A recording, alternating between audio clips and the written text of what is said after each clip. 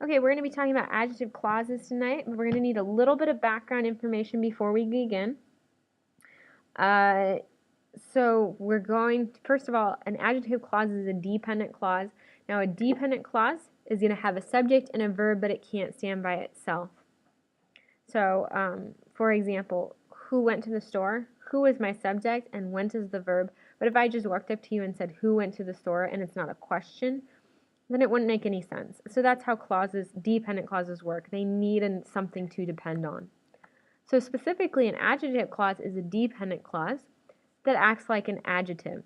So the whole entire clause is going to be an adjective. It's going to describe a noun. So, just to kind of review, we have a noun and then an adjective describes it.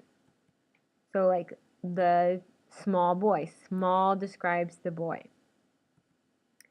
Okay, so with adjective clauses, you have the noun, and then you have the adjective clause describing the noun. So for example, the boy who stole the donut. Who stole the donut is describing the boy. The whole entire clause is describing the boy. So it's an adjective. So we could have a whole sentence that would be the boy who stole the donut broke the window. You have two clauses, but that dependent clause, that adjective clause, who stole the donut, is describing the boy. So it's an adjective. Okay, so in these, the man who ate the cheesecake is tall. The adjective clause is who ate the cheesecake, describing man. The boy who took my paper is mean. Who took my paper describes the boy, so that's my adjective clause. I went to the school that is at the end of the street. That at the end of the street is the adjective clause describing school. He hit the ball, which exploded. Which exploded describes the ball.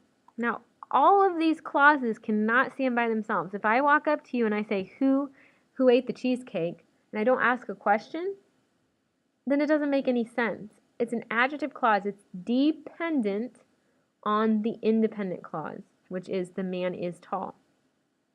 And it's the same with the rest of them. I can't walk up to you and say, that is at the end of the street, because I need the rest of the sentence.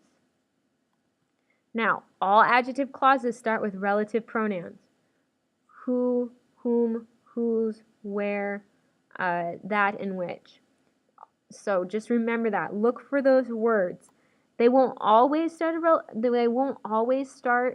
a adjective clause, but most of the time they will. So if you can remember those, you're going to have a much easier time identifying adjective clauses. Make sure you take the quiz, make sure you finish your notes and do the practice, and I'll see you tomorrow.